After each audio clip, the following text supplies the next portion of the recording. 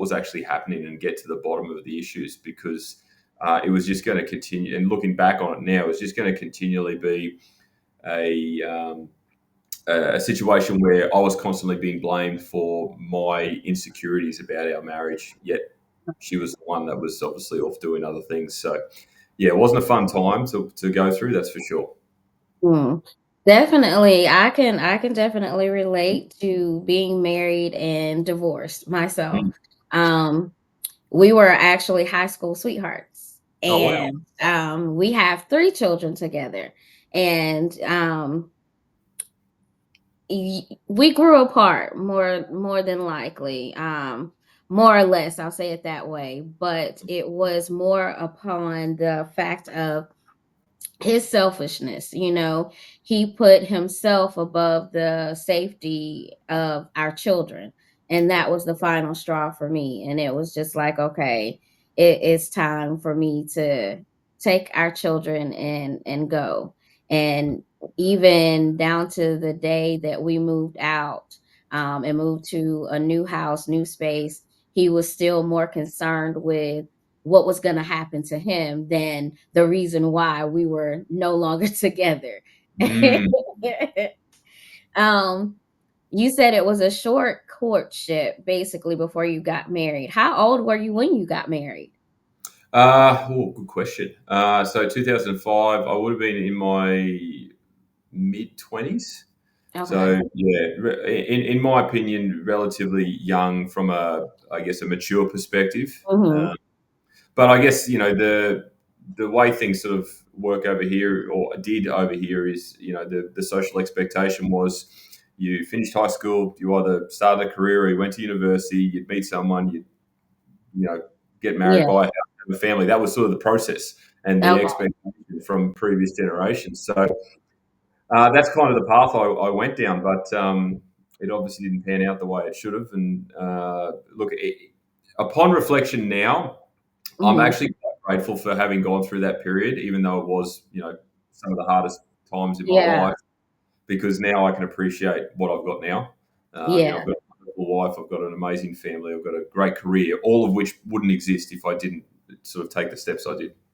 Yeah, I truly believe, as we were talking earlier, is that you have to go some of the darkest moments and toughest times in order for you to actually appreciate the things that you have now. One thing that I know for myself, and you can agree or disagree with this, is that in those dark moments, you don't really know if you're going to come out of those really quickly, because it's like, how did I get here? Why is this happening? I don't understand. I don't feel like this is right. Like, I wasn't a bad person to this person. Why would they do this to me?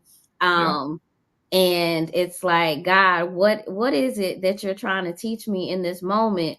Because this doesn't feel right, and you Mm. don't feel like you're gonna get out of it. You start to go down a path of, you may turn to drugs and alcohol to try to cope with what you're dealing with, the betrayal of other people that you truly believed and thought that they loved you in the manner in which you love them, and it is not the same.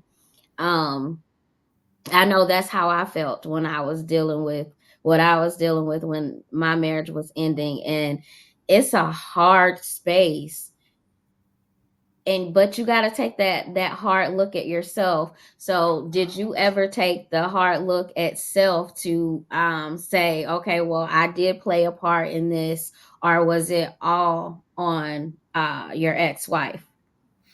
That's a good question. I did. There was obviously a lot of reflection, but it took a while to actually get to that point, just simply because I was so devastated with the fact that, my marriage had gone down this path.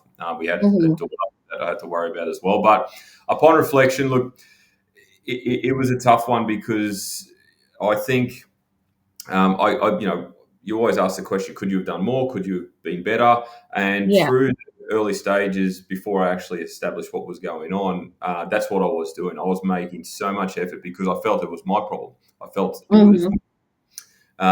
but in hindsight, it obviously wasn't. So, to answer your question, I don't think I needed to do anything more. No, a typical marriage obviously has its ups and downs. There's always Yeah. going to be bumps in the road, but you work through it together because you're a team.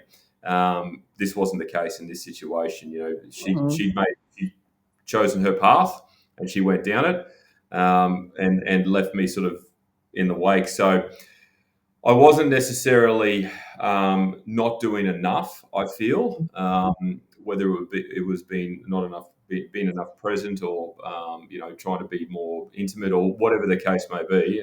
She simply made a decision based on where she was in her life, and that's how it panned out. I definitely understand that. It's one of those things where I know for me, it was a self-reflection that after our, separation, I did a long, hard, look at myself. I did a list of my strengths and my weaknesses.